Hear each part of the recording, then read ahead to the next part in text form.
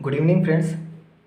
आज हम डिस्कस करेंगे स्क्यू सिमेट्रिक मैट्रिक्स के बारे में। ओके, तो यहाँ पे बेसिकली एक पॉइंट है स्क्यू सिमेट्रिक मैट्रिक्स के लिए कि determinant value the determinant value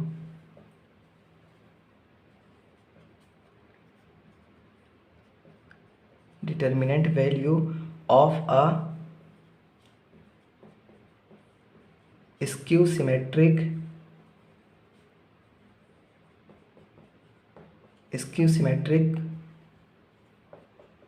matrix of odd order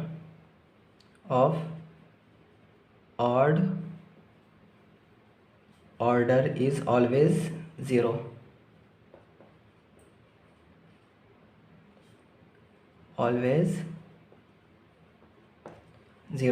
okay, कोई स्क्यू सिमेट्रिक मैट्रिक्स है ऑड ऑर्डर की, तो क्या होगा, उसका डिटर्मिनेंट हमेशा ज़ीरो होगा।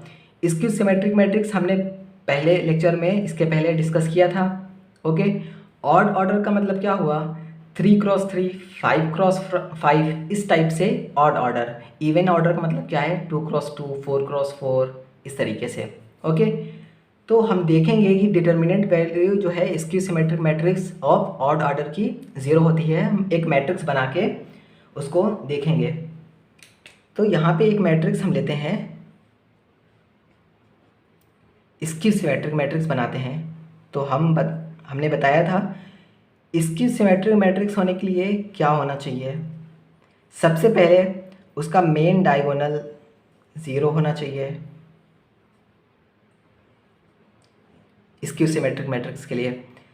फिर क्या है, जो इसके ऑफ डायगोनल है अपर ट्रायंगुलर के लिए और लोअर ट्रायंगुलर के लिए, इन दोनों की वैल्यू सेम होगी बट साइन आपस में चेंज होंगे। ये हमारी स्क्यू सिमेट्रिक मैट्रिक्स की कंडीशन है। सिमेट्रिक की क्या है कंडीशन, यहाँ पे तो ज़ीरो नहीं होंगे बट यहाँ की जो वैल्यू होगी वो सेम होगी और साइन भी सेम होंगे। ओके, जैसे यहाँ पे मान लीजिए, यहाँ पे अगर 1 है 1, यहाँ है 2, यहाँ है 3, तो इसके अपोजिट में वैल्यू सेम रहेगी ट्रायंगल के अंदर बट उसके साइन चेंजेस होंगे। जैसे यहाँ पे -1, यहाँ पे -2, यहाँ पे -3।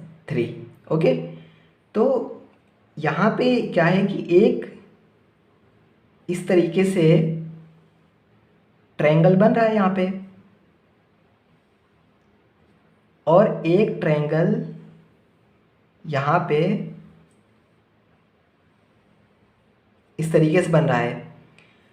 स्क्यू सिमेट्रिक का मतलब क्या है कि इसके मेन डायगोनल ज़ीरो, उसके बाद अपर ट्रायंगुलर मैट्रिक्स और लोअर ट्रायंगुलर मैट्रिक्स। तो इस अपर जो ट्रायंगल है इसका अपर ट्रायंगल है ये, और ये इसका लोअर ट्रायंगल है। तो इसमें क्या है कि अपर में वैल्यू जो है, ओके, लोअर ट्रायंगल में भी वैल्यू सेम होगी बट साइन चेंज होगा।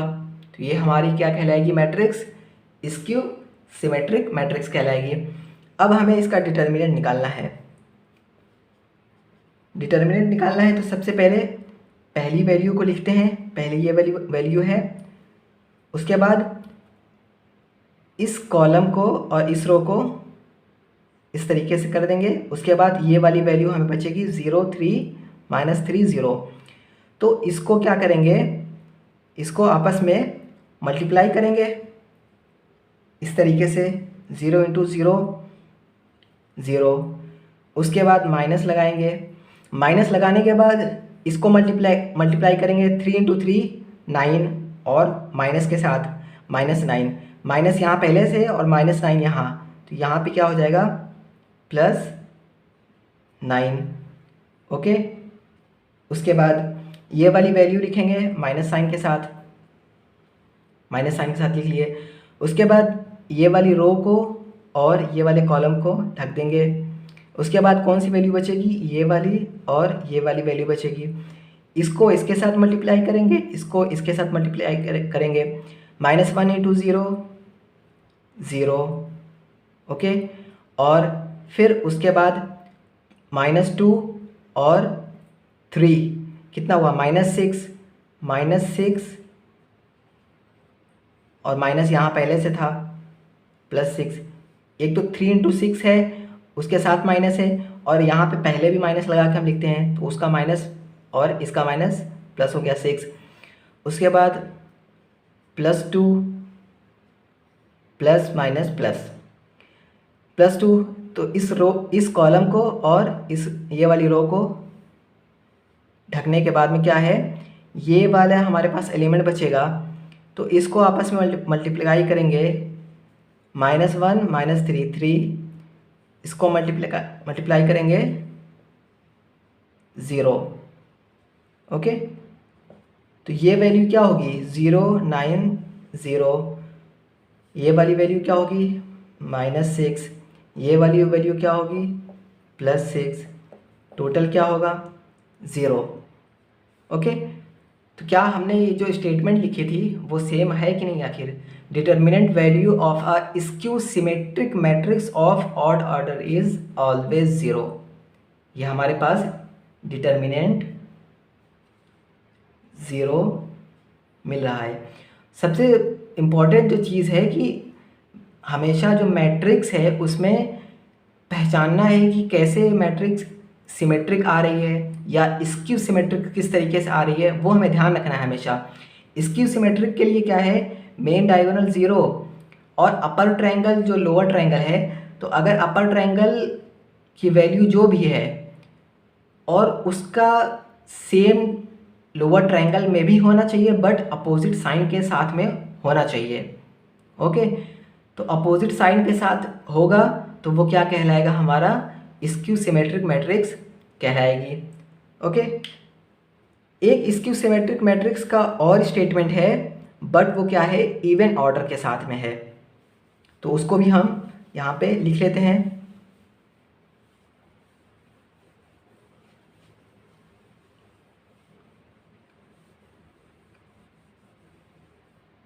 Determinant value of a non zero skew symmetric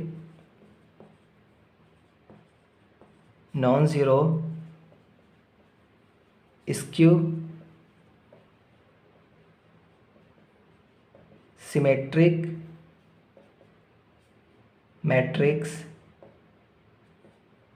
of even order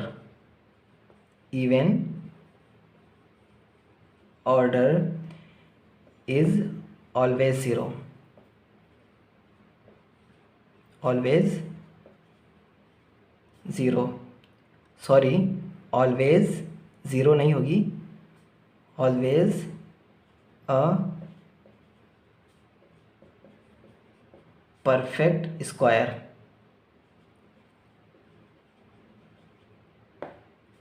okay, always a perfect square. Determinant value of a non zero skew symmetric matrix of even order. अभी इसके पहले वाला question odd order था तो उसके determinant क्या आया था, 0 आया था, बट अगर इवन ऑर्डर हुआ तो उसका क्या है, डिटर्मिनेंट परफेक्ट स्क्वायर आएगा। जो वैल्यू वहाँ पे एलिमेंट्स की दी होगी उसका परफेक्ट स्क्वायर आएगा।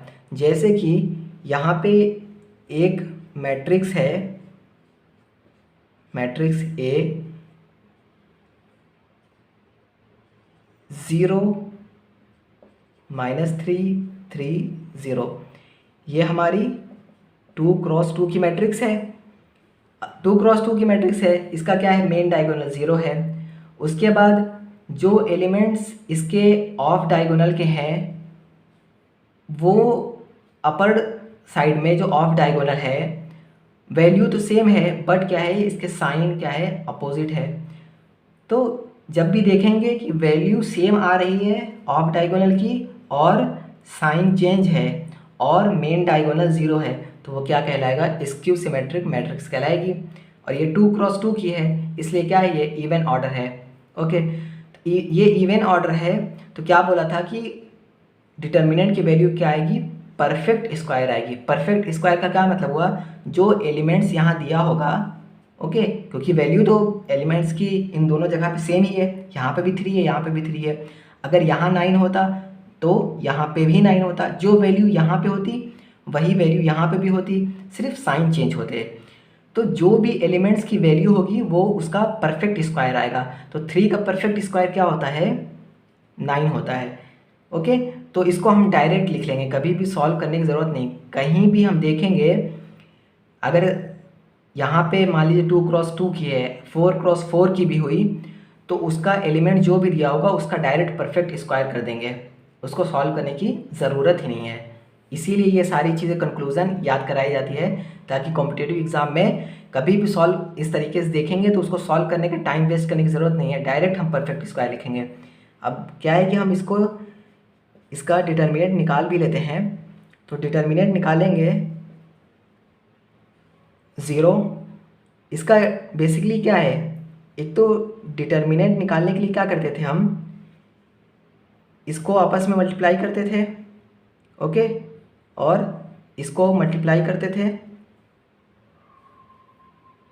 इसको आपस में मल्टीप्लाई करते थे, फिर माइनस करके माइनस यहाँ लिखेंगे और फिर इन दोनों को मल्टीप्लाई करेंगे, तो इनके साथ माइनस आएगा तो प्लस हो जाएगा, और यहाँ पे 9, ठीक है, 3 × 3 9। तो ये वैल्यू क्या आ गई हमारे पास, इसकी वैल्यू आ गई है 9। ओके, हमेशा याद रखेंगे जब भी स्क्यू सिमेट्रिक मैट्रिक्स है इवन ऑर्डर की, तो उसका डिटर्मिनेंट क्या आएगा, हमेशा परफेक्ट स्क्वायर आएगा। ओके, तो आज के लिए इतना ही है, फिर मिलते हैं नेक्स्ट वीडियो में। Thank you.